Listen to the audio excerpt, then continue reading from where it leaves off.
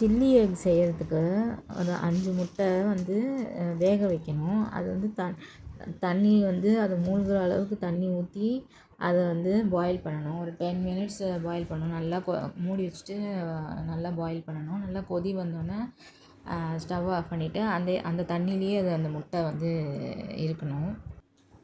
அடுப்பு வந்து லோ ஃப்ளேமில் இருக்கணும். லோவுக்கும் மீடியமுக்கும் நடுவில், இல்லைன்னா லோ ஃப்ளேமில் வச்சு பாயில் பண்ணணும் முட்டையை ஆற வச்சுட்டு அதை வந்து தண்ணியை வந்து வடிகட்டணும். வடிகட்டிட்டு டேப் வாட்டரை இல்லை அது பச்சை தண்ணியை எடுத்து அதில் ஊற்றி கழுவிட்டு அதுலேயே கொஞ்சம் நேரம் வைக்கணும். அப்போ தான் வந்து முட்டை வந்து உடைக்கும் போது அந்த ஓடு வந்து அந்த இதோட ஒட்டிகிட்டு வராது.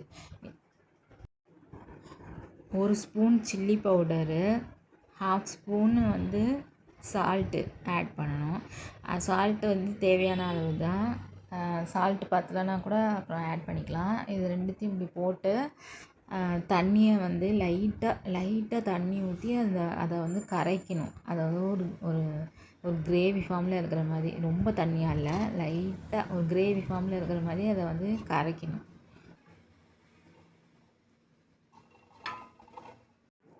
முட்டையை வந்து இது மாதிரி பாதியாக கட் பண்ணி எடுத்து வச்சுக்கணும். எடுத்து வச்சுட்டு அந்த சில்லி பவுட்ரு சால்ட்டு இருக்குல்ல, அந்த மசாலா அதை வந்து 2 பக்கமும் முட்டைக்கு வந்து 2 பக்கமும் வந்து அதை வந்து தேய்க்கணும். அதில் முட்டையில் வந்து 2 பக்கமும் தேய்க்கணும்.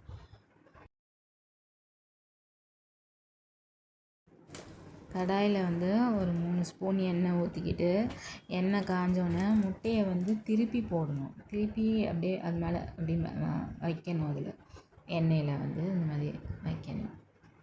இது வந்து ஒரு 1 மினிட் வந்து இப்படி ஃப்ரை ஆகிற வரைக்கும் வைக்கணும்.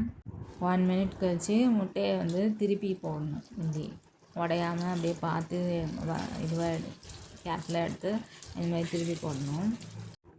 மசாலா ஒட்டுறதுக்காக திருப்பி போட்டு அதை வந்து 1 மினிட் மூடி வச்சு ஸ்டவ் ஆஃப் பண்ணிட வேண்டியதுதான். அவ்வளோதான்.